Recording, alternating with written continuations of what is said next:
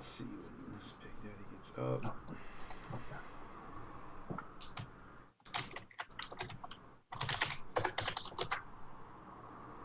Let's see here.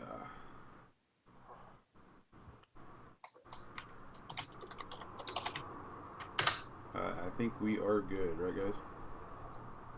Yeah, live. just looking. Video's up. Yeah, it says live. Oh, fuck yeah. I've got that again. Alrighty, welcome to the eSports Rundown episode 2. Today we're going to be going over the LCS playoffs for North America and EU. We'll go over a little bit of what's going on over in LPL and LCK, which is the Chinese and Korean leagues. And then we're going to be doing some Call of Duty roster Mania for Advanced Warfare. Alright, I got my cohorts today. Will be Rimanjeet and my boy Jeff. Jeff's a little under the weather. Yes, sir. You on that? Might you on have that to get up and go light? throw up during the show. Kind of mandatory throw up breaks is certainly accepted for an up and coming new Twitch show. So it's actually expected. So alrighty, well. Kick it off, and obviously you guys can chime in if you guys know anything about what I'm talking about, which I probably doubt it. Not much. Well, let's real quick. I'm going to go over the matches on what happened actually this morning over here in America. It'd be this morning, but over in Korea in LPL. So start off in the Chinese league. Basically, they're just in their weekly games right now. They're not in playoffs like North American Europeans right now. Although they're seeds for the stand-ins, much like a soccer league or what have you, are very important going into Worlds. So right now the big thing with League of Legends is everybody's trying to get their points to go to Worlds. Instead of having, I believe the format this year is a lot different than last year in terms of this year you're basically going to accrue points on each split. So like right now in North American Europeans, they have points that they're getting for for what they place essentially. So if you don't make it into playoffs, you're basically missing out on points to go to Worlds. And I believe it's some type of accruement at the end of the year, on who goes to Worlds, who doesn't, opposed to like one tournament that like decides it all type thing. You know what I mean? So it's and I believe the Koreans in the Chinese leagues, something like that. It's more off of their ladder, I believe. So.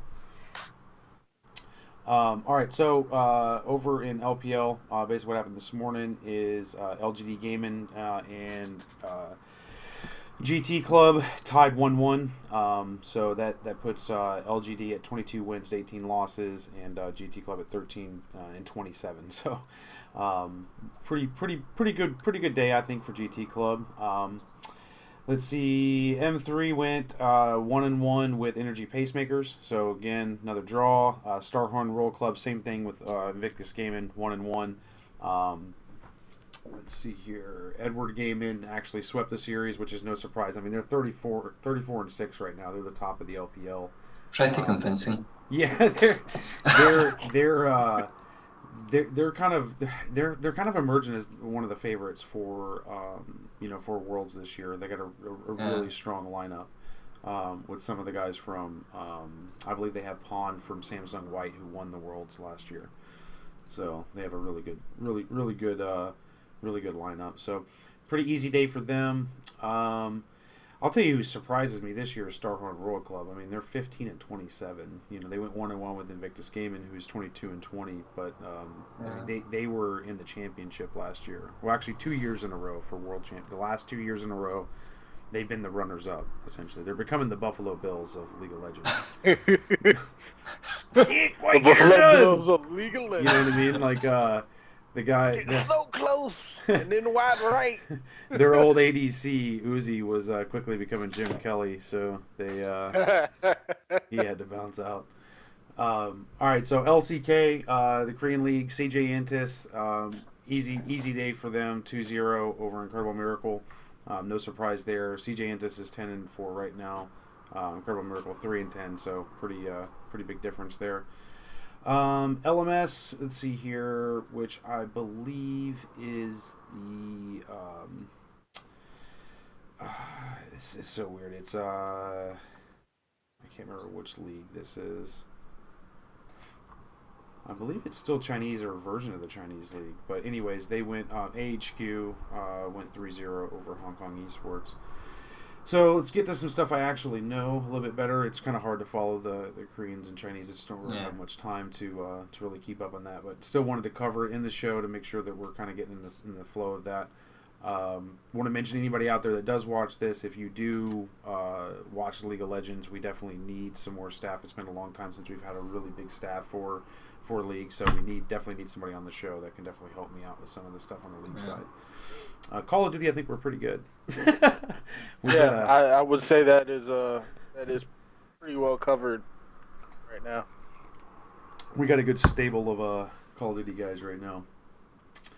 All right, so let's go over to what is going to be going on tomorrow for Saturday in the European and NA/LCS, respectively.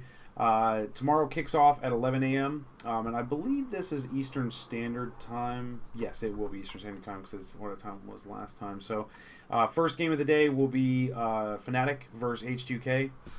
This is going to be a really big match.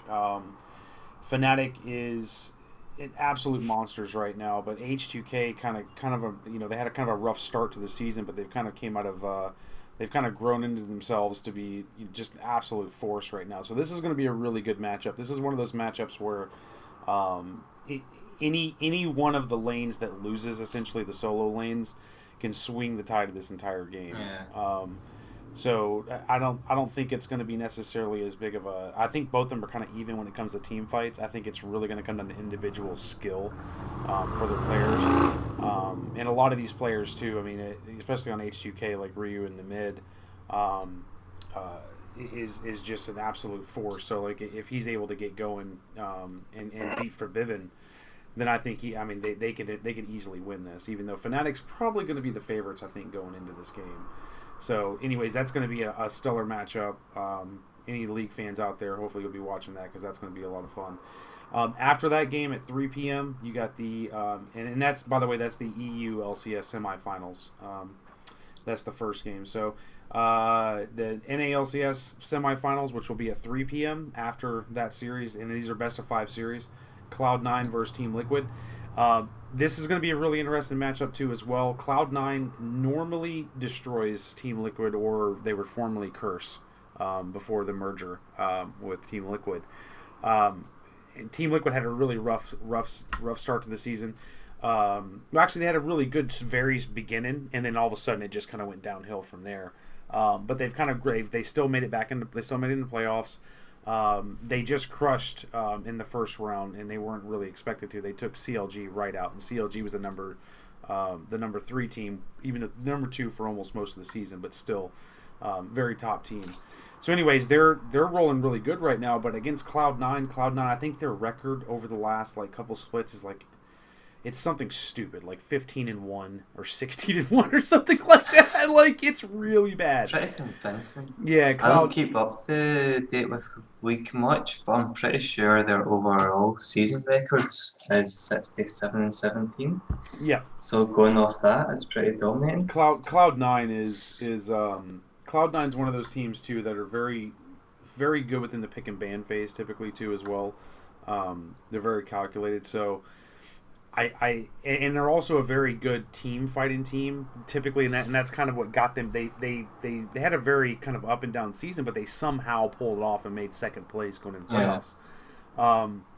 So Team Liquid has a lot of momentum right now because Cloud9 was on a bye, but I think as long as they single out Piglet, I think, and make sure that the AD carry for Team Liquid is focused on, I think that Cloud9 can absolutely steamroll these guys, but. Then again, Team Liquid, they showed in this last round that they had nothing to lose, and they came out and 3-0'd CLG, who were definite favorites. So it'll be a good matchup for sure. Let's see. Going into Sunday, the first game is going to be at 11 a.m. It'll be EU LCS semifinals, SK Gaming versus Unicorns of Love. I am pumped for this matchup personally. I've become a big fan of Unicorns of Love over the season. I get team name. It's such an awesome team name too. It is. It's just hilarious. But I mean, these guys have anything but love when they're playing, though, man. I mean, Yeah. they're pretty serious, and you know, whether you might not be a league fan necessarily, but this is one of those teams that if you know the game enough to understand what's going on, you watch these guys play, it's a lot of fun because they just pick the most off the wall champs. You just never know what's coming. In the last round, they they were picking the second game, the jungler instalocks Udyr. And Udyr's not somebody that I don't think I've ever even seen used in the LCS. You know what I mean? In any of them, you know. And this dude just insta-locks him and is like closes up his book like, yep, it's good. And I was like blown away. I'm just sitting there like, that dude just did that. Like, what's gonna happen? And he just absolutely destroyed. It was phenomenal. No fear. Now I'm gonna be playing this champ this weekend. Because because of that shit. I mean, dude, it was awesome. Like, I had to go rewatch the match again because it was amazing. So, anyways, we just don't know what they're going to pick, so it's always going to be very interesting. They're pretty much impossible to ban out because they can pretty much play anybody, and you don't even know who they could pick out. So, it's going to be a very good matchup. Although SK Gaming is one of those teams that if you funnel into their style and mess up at all, they could pretty much take over the game. So, and they're very objective based. They're just going to get towers. That's what they do. They don't really mess around. They get those towers down. So it'll be a good matchup. The next game of the day after that will be at 3 p.m. on Sunday. NALCS semifinals. Team Solo Mid versus Team Impulse. I'm a big Team TSM fan. That's my team. I'm really worried about this matchup because Team Impulse is a absolute powerhouse team. Dyrus has really struggled at the last half of the season since TSM has won IEM in the top lane, and he's going against a world champion in Impact from Team Impulse. You know, so this is going to be it's going to be a rough night at the office, I think, for him. No matter how you look at it, especially when you look at the champion pools. You know, I think that Dyrus is very predictable, so they know kind of exactly. Obviously, everybody kind of knows what he's going to play, whether it's going to be Lulu, whether it's going to be maybe Rumble or what have you. But I mean, Impact can play all those champions plus some, so it's going to be kind of interesting there. Now, Bjergsen versus Xiao is going to be an awesome matchup in the mid lane. You know, Bjergsen is definitely, in my opinion, the best player in LCS right now, but I think that Xiao is very close to him in that regard. Although I think that Bjergsen's a little more dynamic. I think Xiao is a little more focused on getting his farm and getting his stuff done, but still at the same time very skilled individually. So it'll be interesting to see if if either one of them are able to solo kill each other in lane in the first 15-20 minutes of the game. Will be really interesting. And then other than that, man, I mean, I think the junglers might really be the deciding factor in this game. Santorin versus Rush, I think that's really going to be where the game's really won or lost, because if either one of them are able to have a really big impact early and get any of the lanes snowballing and get a couple of objectives, I think that either team can pretty much just take over. But we'll have to see what happens. I'm a little nervous. We'll see. I think it's kind of a 50-50 at this point. So. But should be some really good League of Legends games that are definitely coming up. Other than that, I don't think we had anything else we were going to be covering. I think I wanted to mention. Let's see. There is a big event coming up here in Florida. Let's see. In Tallahassee. Yes, in Tallahassee. It's what was that? May 7th, I believe. Yes, I believe it's May 7th.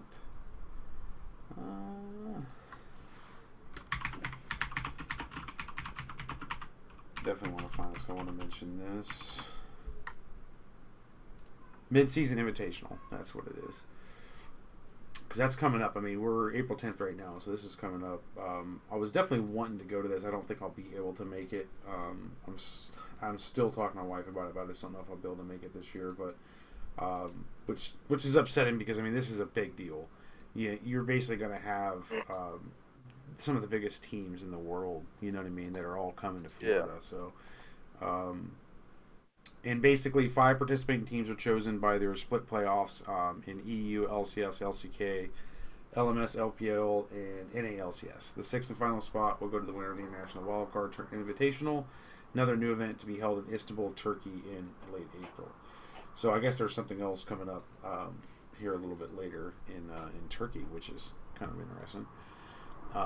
But this is going to be a really, really big deal. So the tickets are on sale now. It's at the Donald Tucker Civic Center out in Tallahassee. Definitely advise people if you definitely want to see, if you've never been to a League of Legends game live, it's pretty wild, especially the fan bases.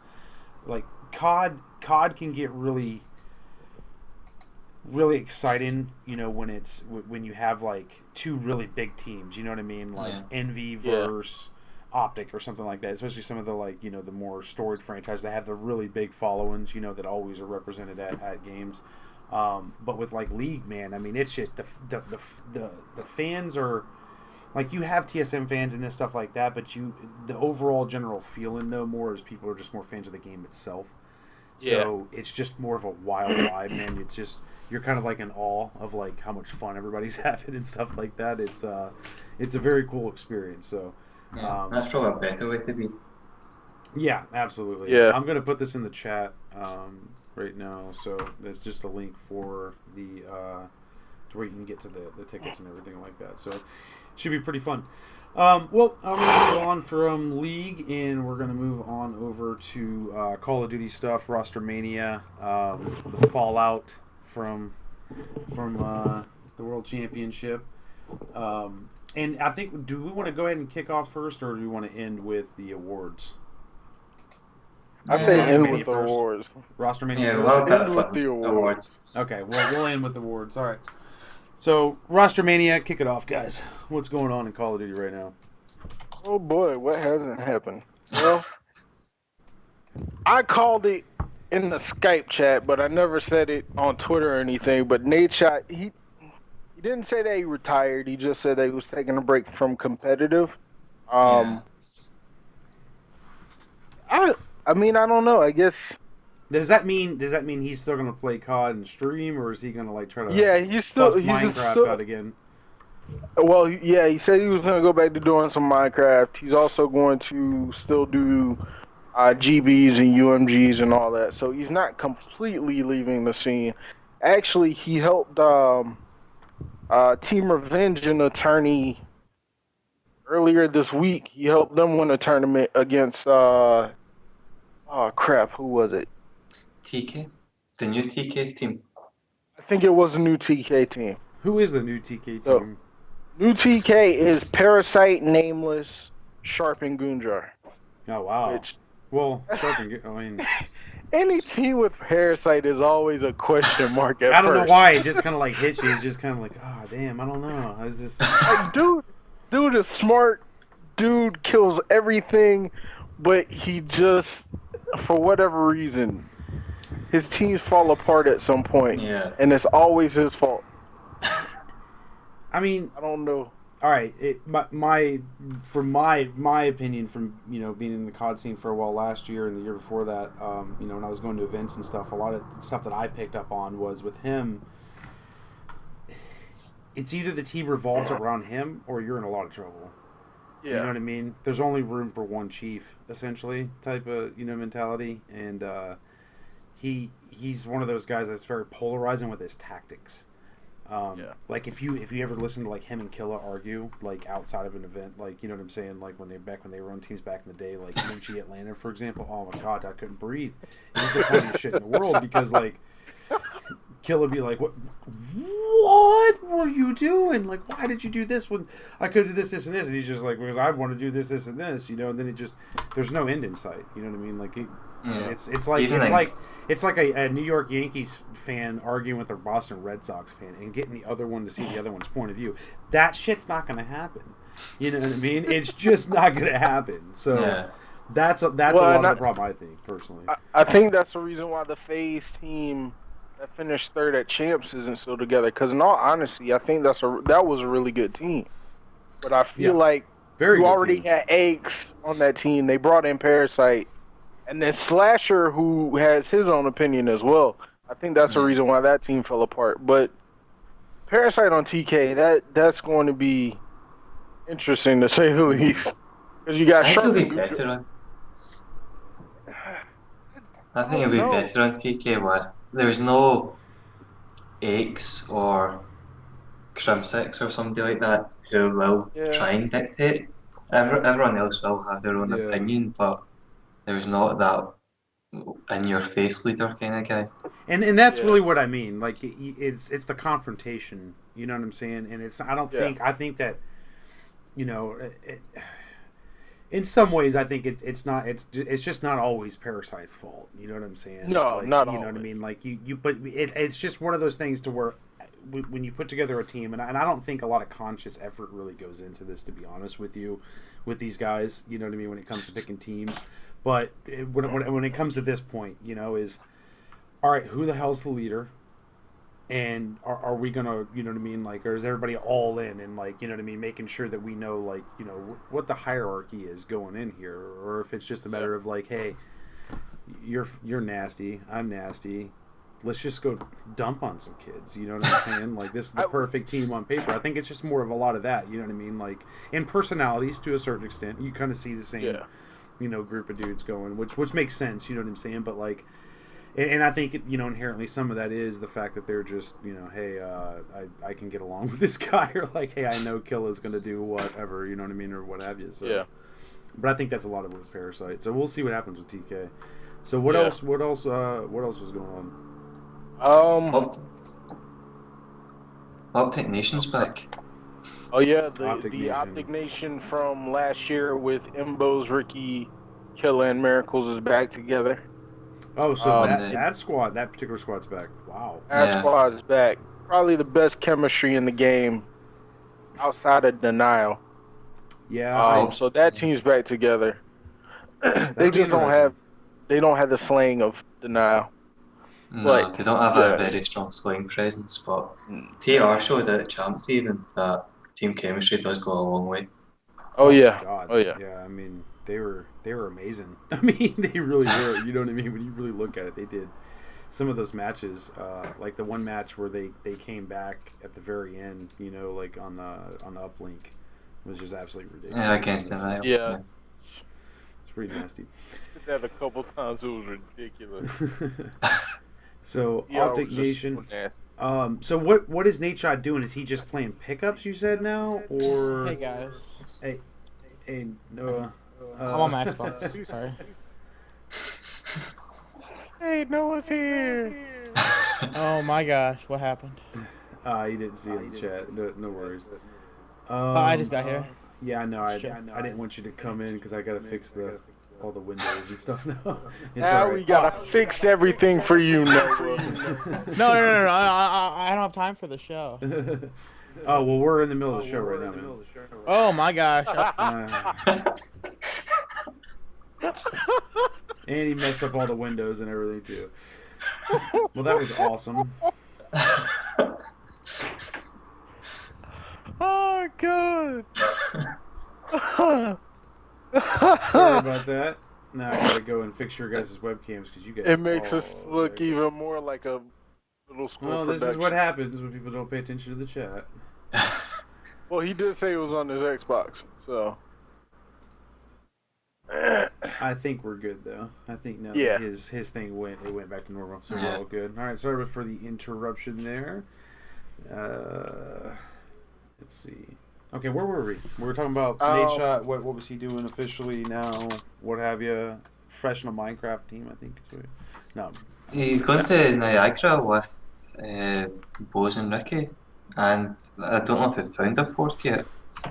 I think Merck was one asking if he'd want to join along.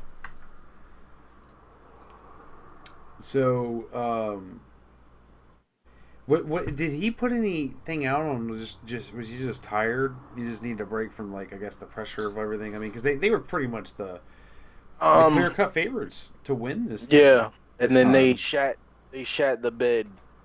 Yeah, they're 7th. Yeah, he made a video and just said that pretty much his desire to win wasn't completely there anymore. probably am not saying that correctly, but that's just what it sounded like. He was kind of done with the whole competitive thing. He needed a break.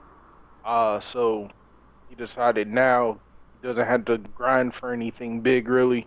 Just go ahead and take your break and now possibly get ready for Black Ops 3. He said there's a possibility he could come back for that. But in all honesty, he wasn't great in Black Ops 2, but he was better than he was in Ghost, and I want to say that he was better than he was in he's better than he was in oh god, Advanced Warfare.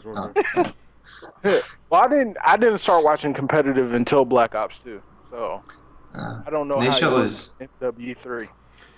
MW3, he was still more of a sniper, in my opinion. In back then, I mean, that was kind of like I remember watching it back then. That was kind of when you watched him,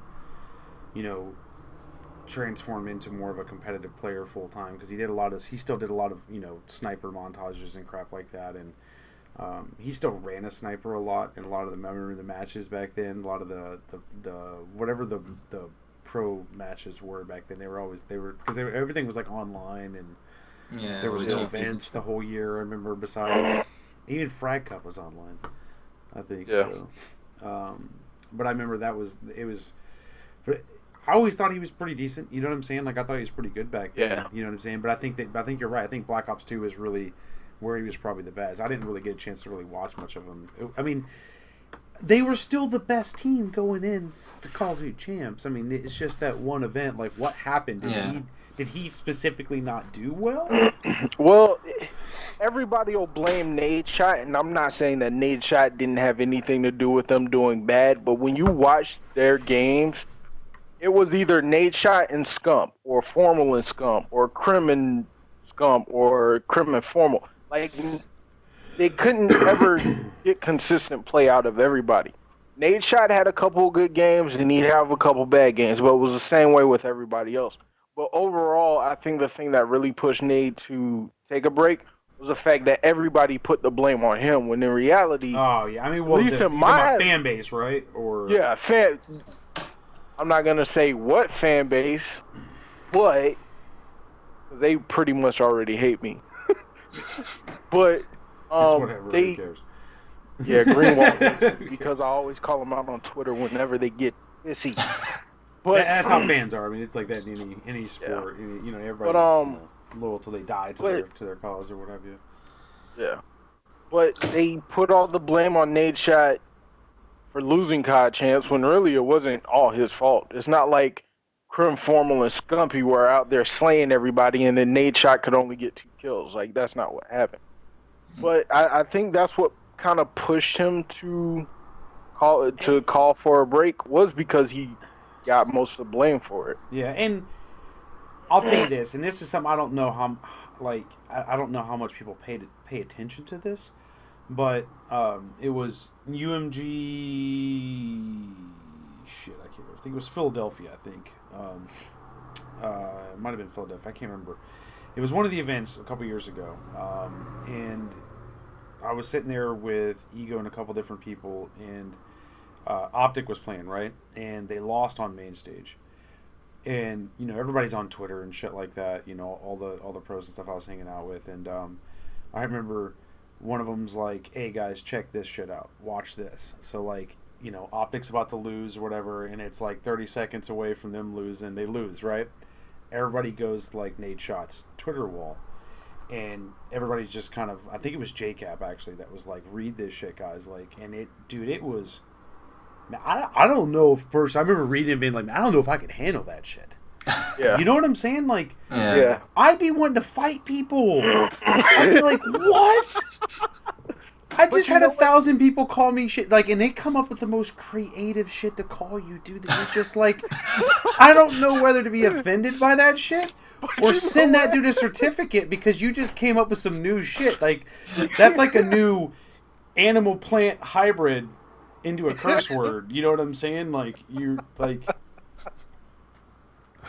But you know what though? Like, the reason why Nadeshot is on top and nobody will admit it, because nobody wants to put in the effort, is because he streamed and he utilized YouTube before anybody else in the Call of Duty community ever. I mean, I wouldn't say ever thought about it, but really used it the way he did. He uploaded videos almost every day, and other players would do it like once every other week. Yes, And he grew from that, and that's why he is now considered one of the most favorited players. And yeah, he's the face of Call of Duty.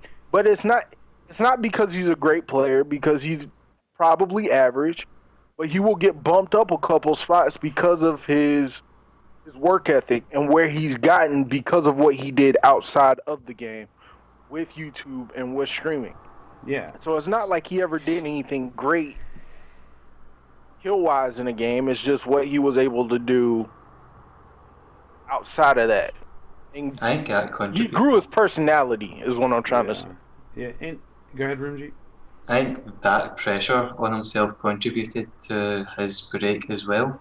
The fact that he was the main, well, still is, the main face of Call of Duty. Yeah. Whenever anything happens in the scene, he's always involved and whatnot. And having that much pressure to grow all your friends are doing for a living and whatnot, all mainly a lot to do because of his impact on the growth of Call of Duty as a whole. It's called the competitive scene. That must take a lot of pressure, so I wouldn't be surprised if that also led to him desiring a wee break. And even from his position now, he will be able to grow the scene by attracting the more casual people and showing them into Optic and whatnot. I think too. I don't know. I mean, I could be wrong, but I think that the big thing for people in general to look at to draw from Nadeshot's success, like the thing people need to draw from that, it is partly what you were saying. You know, a big part of that is like what you were saying, Jade, is the consistency. You know, to be there, you know, from the beginning, you know, doing this stuff. But the big thing is, I don't know if everybody notices this, but it's how he interacts with his fans. Yeah. It's how he presents himself in his videos. You know what I mean? He takes the time to let you know that he appreciates you. You know what I'm saying? And you can tell it's genuine. He's still very humble, yeah. I know, and I see this in all, and this is not a Call of Duty specific thing at all. This is just more of a eSports as a professional sport being very young thing, I think, personally. But like I see it in League all the time too as well, where it's like when you watch the pro stream, you watch some of them, it's just like they're it's not that it's just they're almost very disinterested. You know what I'm saying? They're just kind of doing it because they just kind of have to be doing it. You don't really feel like you're a part of something, and that's why some of these guys that aren't professionals can still build big followings and shit like that, like Tim the Tap Man. You know what I'm saying? People like that, because they understand that it's about, at the end of the day, like it's about, if you want to be a big star, you know what I mean, in your game, whether it's PewDiePie and playing anything that goes on, you know what I'm saying, Flappy fucking Bird or whatever the hell you're playing on the Wii at the time, like you can throw it on and be a jackass and be funny and shit like that, and everybody comes and follows you and stuff like that. But it's about, like, you know, it's about interacting with your fan base and being very grateful, and you know what I'm saying, and that's really what keeps it back and makes them feel like, okay, I feel comfortable here, you know what I mean? But if, you know, I see it all the time where I'll be watching like a pro in the league and it's like, yeah, I think I'm stronger. Yeah. Oh shit, I died. Hey, thanks for subscribing.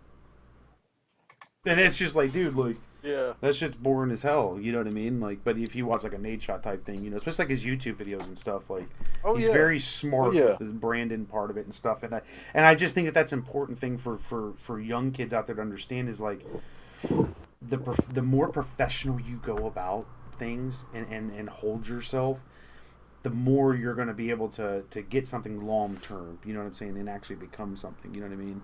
And I think a lot of people just kind of get jealous of him and just kind of get pissed off, like, oh, it's asshole, like, hogging all the fans. Like, it's not that he's hogging all the fans, like, it's just that he's presenting himself in a better way than what everybody else is able to do. And I think that some people have learned from that and still do really well. I think Scump does really well with all his stuff, you know what I'm saying? And Yeah. That's part of it. Is he's funny and stuff like that, and he kind of does some of the same things that Nate Shot does, but I still don't think he's even grasped exactly what Nate Shot's doing.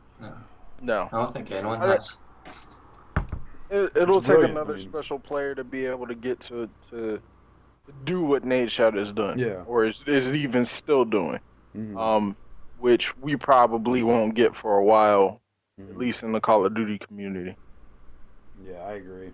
But I mean, you know, it's there's one thing that's cool about esports, man, is there's always the next big thing's always come around the corner.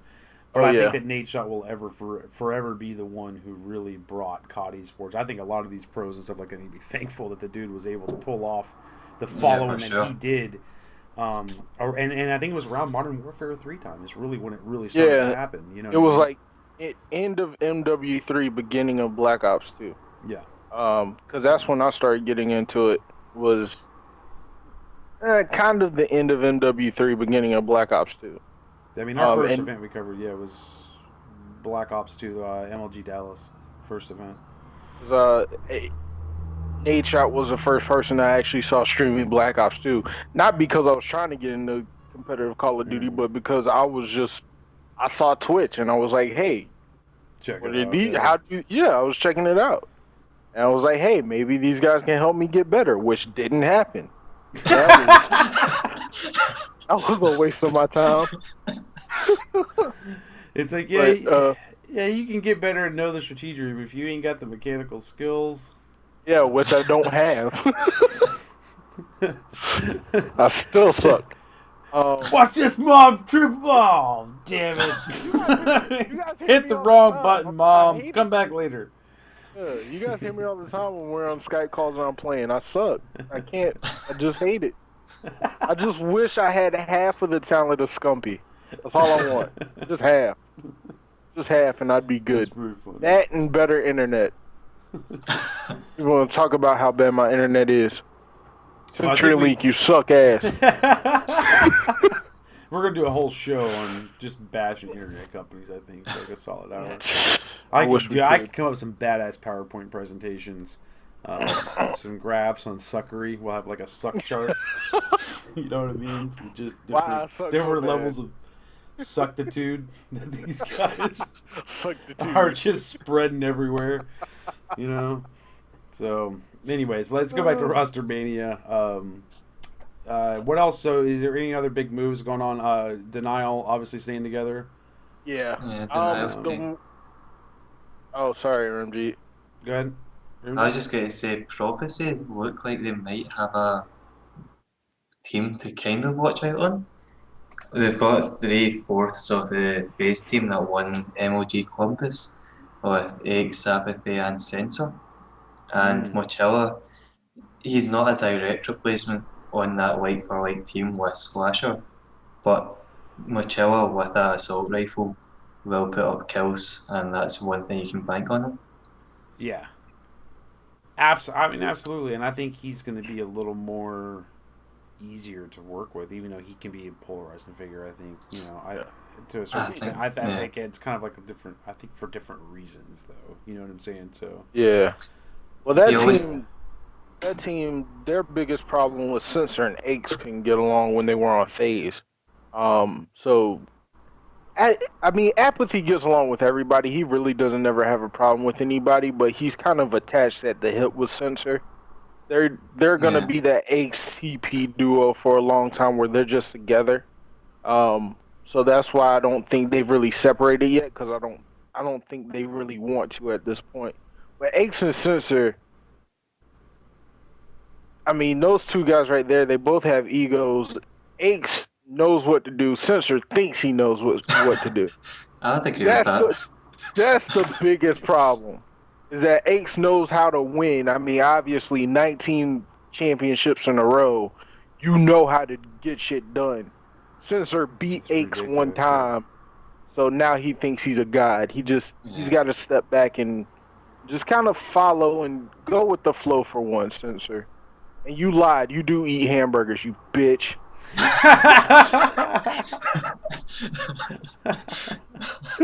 I'm still mad about that. I'm sorry. I don't think we've touched on the biggest change yet, actually. Who's the biggest change? Optic picking up Karma. Oh yes. We talked about That Nate dude, Shot that leaving, is going to be a squad that is just scary, dude. You know what I'm saying? From a psychological perspective. I mean, think about it. You're a team, whoever that's not Optic, and you're playing Optic now with Karma. You know what I'm saying? Like before you could be like, oh yeah, maybe Nate Shot will get some pressure on Twitter, shit like that. You know what I'm saying? Like, I'm not joking though, but that's real shit that you could like bank on. Yeah. You know what I'm saying? It's like back in the day, Ron Artest, like just poke the guy a couple times. Yeah, you know what I'm saying? Just dude, poke him. You know what I'm saying? It's like turns around and slaps you, and you're just like, oh shit, look what he did to me, broke my mouth. And now he's, got a double flagrant, and you're fucking, this dude's ejected and shit. You know what I'm saying? But like, it's that same mentality that where like, you kind of know that if you can, like that factor lies there. That shit's gone. Yeah, like for like, there's Karma just destroys. So, I mean, with all those guys, I mean, it's just gonna be. It'll be interesting to see if, I guess the teamwork. I guess. I mean, you guys have you seen them play yet? I mean, how's it look? I've watched. I think. If I haven't watched it live, I watched VODs of some of their league matches from this week. The only one that they didn't do well in was the one against Elevate, but that's because Elevate had an internet advantage. But other than that, they've just looked dominant. Like, they look more dominant now than they did before COD Champs. And that is scary saying that, because they were dominant. Even with Nade Shot, they were a dominant team. But now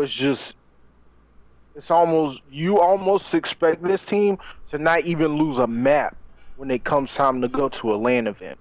I mean, teams will take a couple maps off from here and there, but if they can really put it together, which is the other scary thing, they're not even completely meshed yet. Once they do get there, this is going to be a scary team. Yeah, I mean, I guess it's gonna be more one of those. They all share the roles of objective play, probably. Yeah, which is pretty much what they've done. Really, the only one who hasn't, and that's because he primarily runs an AR, is Formal. Formal. Formal usually sits back and picks guys off, but Krim, Scump, Karma, they all share the OBJ, and they when any one of them turns it on to slay. And all three of them. I think the beauty there is all three of them. Scump, Krim, and Karma they can all snipe. They can run ARs. They can run, and you're not going to see a difference. And they're gonna smash people. You know what I mean? I mean, I remember on the old Optic Nation or whatever, watching them play. It was Karma was on Optic Nation with TP and them and stuff, and I remember there was a couple games where he would just like say "fuck it, dude," and he would just kill everybody and score himself. You're just like, what? That just happened? Like, he actually just gets mad, dude, and just says "fuck it." But I just imagine like when he's able to like be comfortable and just play his game. I think Optic will help a lot with that. On the Optic Nation, I feel he was pressured into using the AR role. And I think that's why we did see Killa bring out the Val to try and allow Karma to roam around and slay like he usually does. Whereas on gaming, he has Formal, who will just sit back and destroy anyone that tries to flank or whatever, and he can push out. And Scump and Crimsix have shown a lot so that they will jump in the hard point or pull flags and just let Karma go around and kill people. Yeah.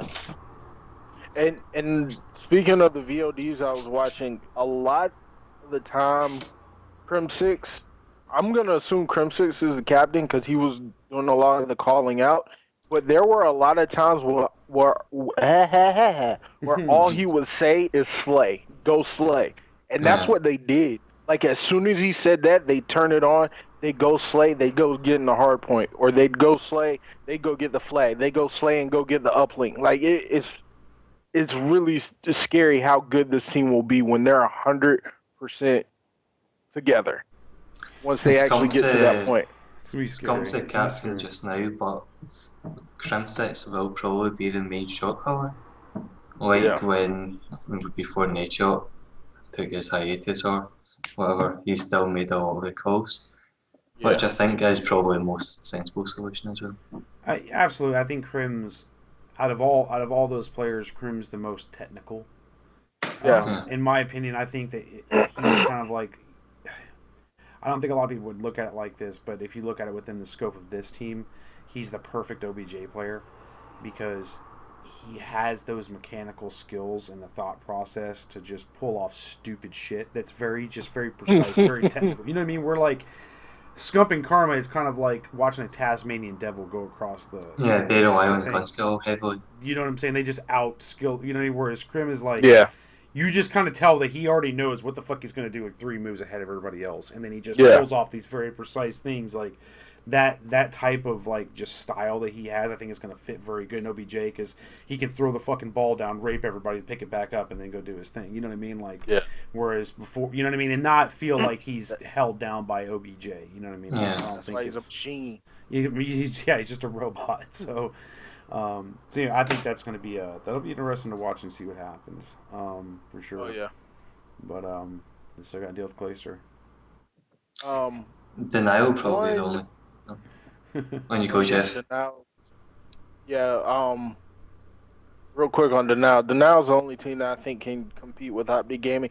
Surprisingly, and I'm not saying that because they won COD Champs, but if you look at how that team played and teamwork over slaying all day, always, I feel like their teamwork, especially right now because Karma is just getting added in, is a lot better than Optic Gaming's right now. I think that'll eventually change, but we'll see. Yeah, it's got different dynamics, the Denial team. They each have more of a concentrated role, where you've got your replays who will do all the objective work, and Attach will be the SMG Slayer and JCat will be support, whereas Optic don't have those set roles. So it will be interesting to see how they match up. But Denial's the only team I can see giving them OG's outside the meta with Krim and Scump and Karma. Because they don't have one set guy to be OBJ like you said, or one set guy to be support. They've got 3 players that can do it all. I think in this game too, in Advanced Warfare, you can cover so much ground so fast that it's not as necessary to have preset roles as it was before, to where you're halfway across the fucking map, so you know, or whatever, like just kind of how everything just naturally kind of laid out in some of the maps. Like I think that it's very feasible to have 4 Slayers, man, that just because everybody's naturally going to understand those power positions, and really at the end of the day, Call of Duty is all about power positions. That's most of it when it comes from a tactical standpoint, is understanding how to get control of those power positions, how to angle yourself towards power positions, you know, towards the next one or what have you, and rotate, you know, and force people towards spawns, you know, and break power positions. But at the end of the day, that's most of it. You're not going to score anything on uplink. It just with 4 dudes running around like a fucking SEAL team. It's like you gotta have that dude that's on top of a fucking building that's raping everybody and stuff. You know what I mean? To really be able to fully do what you're gonna do and force and blocking spawns, all that kind of stuff. So I think it's it's a perfect game for it.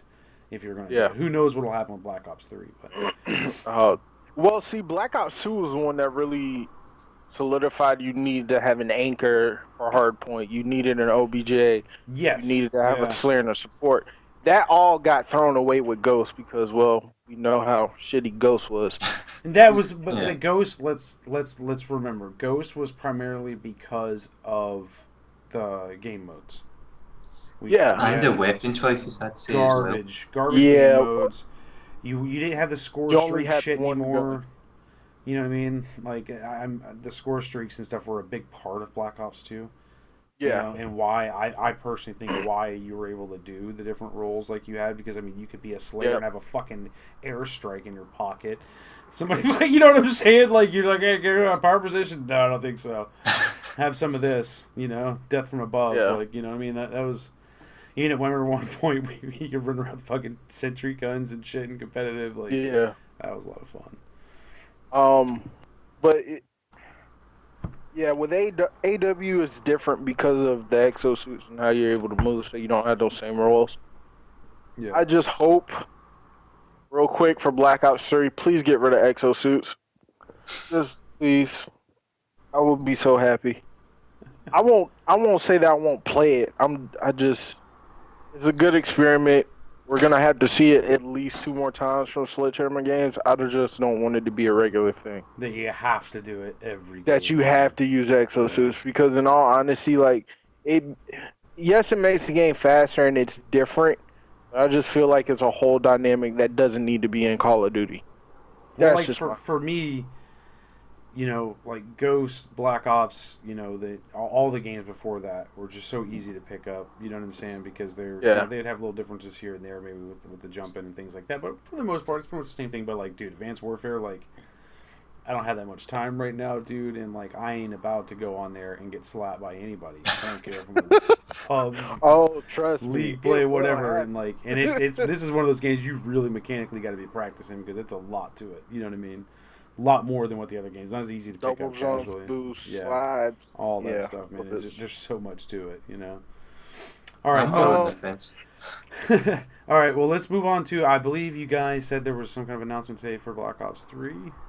I believe. Or something. just when they announced that it was that's what Treyarch's working on for their next game. Okay. Um, No footage. other or anything than like that, Yeah. yeah, no footage or anything. The reveal is going to actually be the end of this month on the 26th. Okay. So it probably won't be a lot of esports stuff because Sledgehammer actually separated the esports stuff, a lot of the esports stuff, from the main announcement. We just covered the main announcement for the game, and then they did the esports at another time. So I think we might get that same thing. But then again, Treyarch was really Treyarch. at the forefront for esports, so we might see a lot more of it this time around. I miss you guys. I miss you guys, man. I miss you guys. Oh man, it's like breath of fresh air. Like, you know, Sledgehammer, I think he's done a great job. Oh yeah, Sledgehammer's done a great job. But Treyarch, I can always remember because they had Black Ops 2, so it's like, and Black Ops 1, 2 as well was badass. Yeah, Black Ops 1 was good too. But Black Ops 2 was the shit. That was it was really good times. Oh man, so that'll be pretty cool. It'll be interesting to see. I think you might be right, Jeff. I think that might be more of an Activision format. So we'll see what happens. They might have some kind of a mention. Maybe they'll do like a double thing where they have like part of it's for that and part of it's for. Well, we'll see. I mean, it's very well known that Activision doesn't really care about Call of Duty esports. They just kind of do it because it's grown into this giant thing. Which makes sense on their path. I'll point out. I'll play devil's advocate. Yeah. I mean, when you look at it, they're not solely Call of Duty. They do have a lot of other games that they try to put out every year. Call of Duty is just one of them. Is just very big. It just happened to get an esports following. So it's understandable that they don't want it. It just sucks that they won't support it. Yeah. As much as I would like to see more developer support, it's not always the most feasible of things, which I think some people do forget and go overboard in their reactions. But that's what it is. Well, the biggest thing that I think a lot of people compare nowadays, obviously, is the most obvious thing to compare on the esports scene is everything is compared to League of Legends. Everything is. Oh yeah. But when you look at it, I don't think any of the other developers outside of League. I mean, League is the only one that. I mean, they're the publisher, right? Games is the publisher. Yep. And they're the developer. They're the publisher and the developer. That shit doesn't happen. Yeah, they have an investment company that they're beholden to from a financial perspective. Yeah. But nobody tells them what champ they can put out or what the fuck they're doing. You know what I'm saying? Like, they do what they're doing, and that's why. And they made a conscious decision, you know, from the start to be a straight esports title. I mean, they have some casual bullshit in there here and there just to kind of satisfy people so people don't get bored, you know what I mean? But it's very, very cool. That's a big part of it as well. You know, it's just they're focused only on that. They don't make any other games. They don't want to make any other games. You know, they just make that one. Yeah, they if you talk to them, they want to dominate everything that moves with their one game. They don't want to dominate the world with like the best lineup of games in every genre. We have sim racing titles. We have horror games, puzzle games, Flappy Bird 2015. You know, like Oh, God, no. they have it all. You know what I'm saying? And then they're out there muscling people. So they got lawyers that are out there taking over development studios, buying studios, gutting them, going out. Like, I mean, dude, there's so much going on with a giant publishing house like Valve or Activision or any of these dudes, that the fact that they're even able to get involved at all in Call of Duty is pretty amazing, in my opinion. You know, and I just think people are just kind of unfair when they do. I think you're right about that, because I mean, like, Riot is just solely focused on just League, so it's kind of hard to get that. Because like you said, Activision's going against Ubisoft, they're going against EA, they're going against just any other game developer. They're going against 2K. Like, there are just so many other things that they have to worry about from a complete and total gaming standpoint, that they can't really concentrate on Call of Duty esports. Yeah. So I can understand why. And the fact most of Call of Duty isn't esports also, so it doesn't necessarily focus on them. Yeah.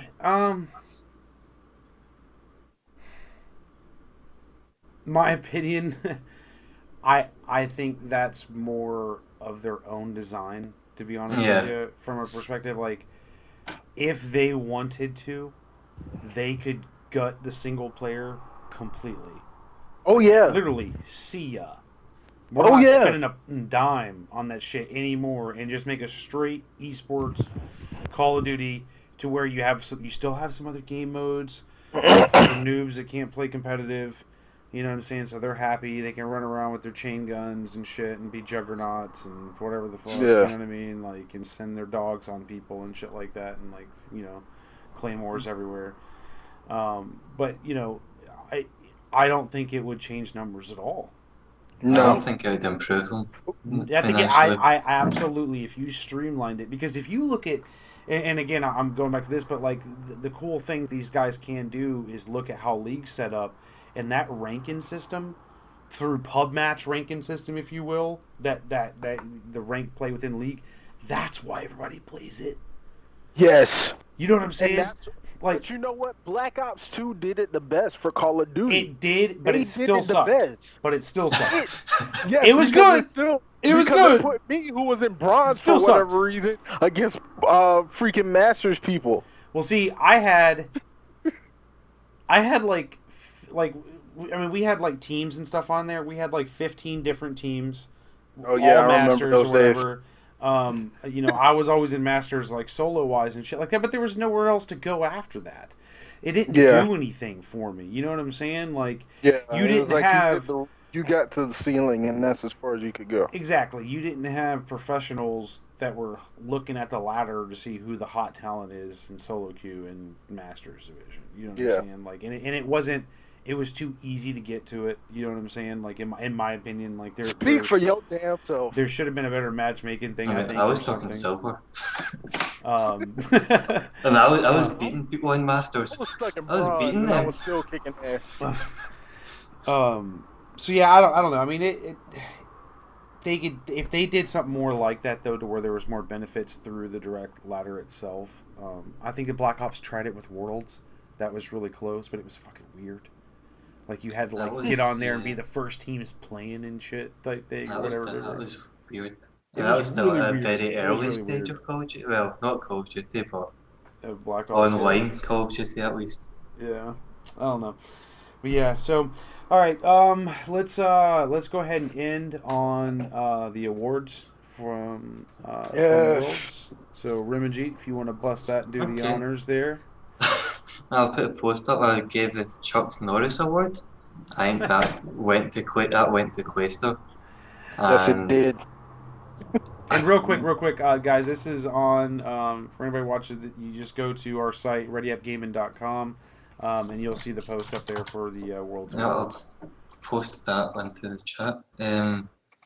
I gave it to Quaestor, and I gave... Oh, shit, that's got to gave it to Quaestor, and I don't think anyone will really disagree with me. He finished 1.31 KD ratio, which is kind of ridiculous that he does that. Especially, it's not a small map sample. It's not over 7 maps or anything. It's over 31. So to be that good that consistently, that kind of shows a lot of talent. Oh yeah, I mean, And it wasn't like he was shying away from gunfights. He was being aggressive, getting 34.5 kills a respawn, which again tops the leaderboard. I think he kind of deserved that more than anyone else. him and that damn light machine gun when he would bust that thing out. Oh, dude. And that means he was having like 70 gunfights, 70 to 80 gunfights Yeah. a map. Didn't he have a game where he had 49 kills? He almost had 50. Yep. He almost got 50, but I got it if the game lasted 2 seconds longer. Mm. And that wasn't against a random team in pool play. That was in the winners final. No, that was nasty. Like, that was against Revenge. Like he went off in one of those games against Revenge. He was the happening. In both series against Revenge, in the winners final and then a winners bracket, I think he got 49 in the winners final. Then in winners bracket, I think he got 43, including an 11 kill streak, which kind of, when somebody does that, you're guaranteed the map pretty much. Wow. So we got Clayster with the Chuck Norris Award, and who do we got next? Dora the Explorer Award. Somebody has to backpack. Get in the backpack. We're going on an adventure.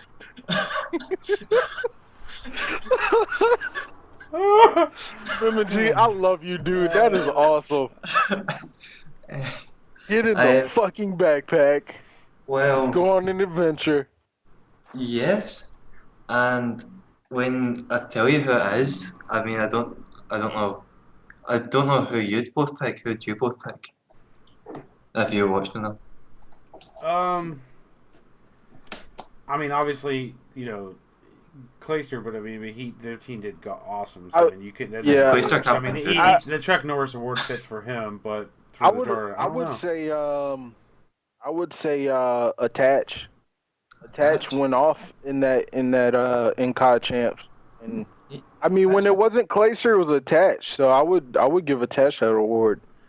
Attach had some good games. I went for Skunk. But look, second highest KD ratio at 1.3. So I mean, yeah, which kind of sounds silly when you go with somebody that went 7th. You think, how do you really backpack? Yeah. But he got 1.3 KD, as you said, and 33.5 kills on respawn, which, when you look at numbers, is what you've come to expect from Scump, which is ridiculous that people set that high standards for him. Mm-hmm. But then when you look at the rest of his teammates, they all hovered very close to a 1 KD on either side of it. So he was a standout player for any team, I would say. Wow. So, I can't wait for this next one because I actually want to talk about this. So what's our next award? Where the hell did you come from award? Where the hell did you come from award? I like it. I stole Jeff's idea and took Team Revenge. Hey. Jeff did kind of predict them on a high finish in the episode 1 of the series, in the rundown. And yeah, nobody expected them to finish anywhere near that high, except Jeff. Looking into it at first, you'd have thought, okay, the top 4 teams, Optic, FaZe, Denial, and then TK, they would have been the top 4 teams you'd have predicted. Team Revenge, possibly top 8 if everything went in their fashion. They ended up beating FaZe Red comprehensively and finishing second, which I thought was just phenomenal on their part. Yeah, the big thing for me, I mean, especially when it's the where did you come from award, and that specific point, how Pittsburgh puts these teams together is unbelievable, bro. He's like the horse whisperer or some shit, man. He just, you know what I mean? Like he just somehow he's able to put together teams of players that are not. It's not that they're any less skilled or whatever. They're just not as seasoned. You know what I'm saying? Yeah, they're not Yeah. superstars. Yeah, typically when you own an organization that's in the pro circuit and stuff, you're going after the scumps and the rest of the dudes and hoping to God you can pull on some of these dudes. But I know him, dude, and he's just not like that. He doesn't give a damn.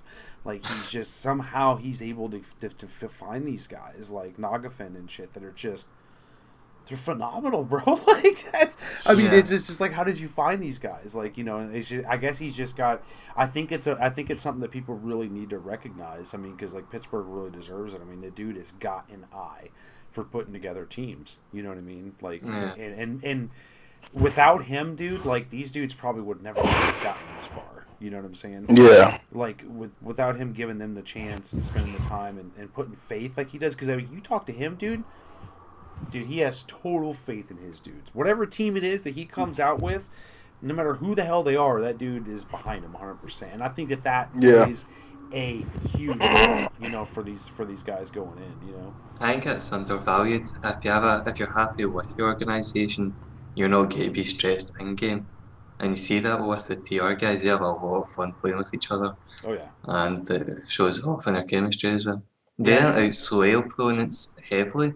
I think they're 7th in the table for kills per game, but their team chemistry was just on point, which allowed them to get that finish. Oh yeah, absolutely. All right, so let's move on to our next award. Well, it wasn't even a contest for this.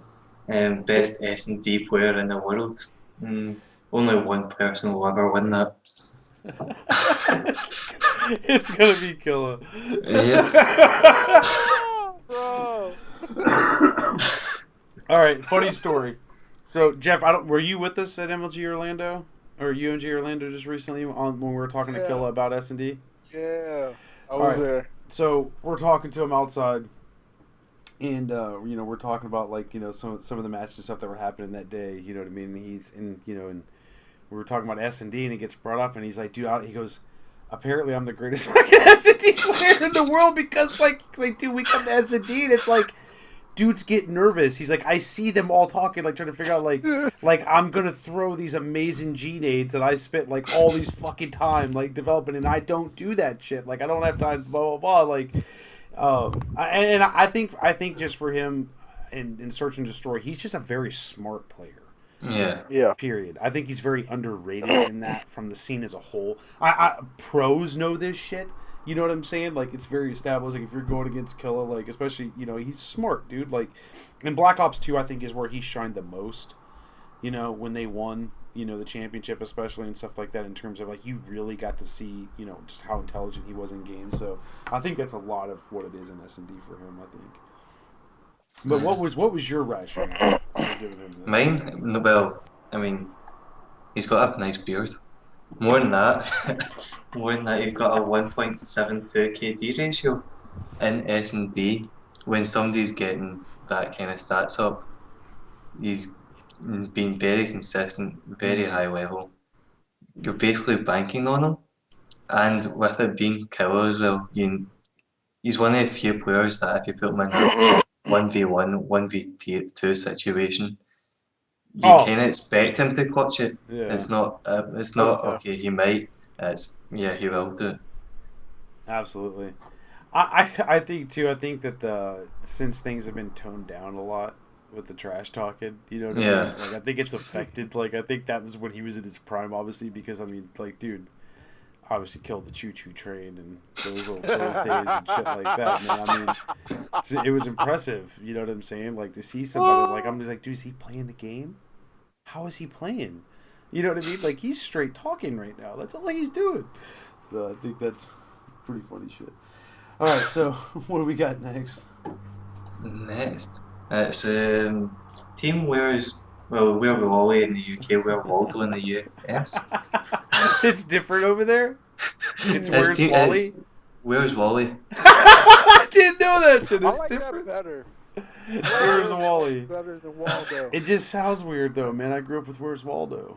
We never had Waldo. I never knew Waldo was a name. Oh wow.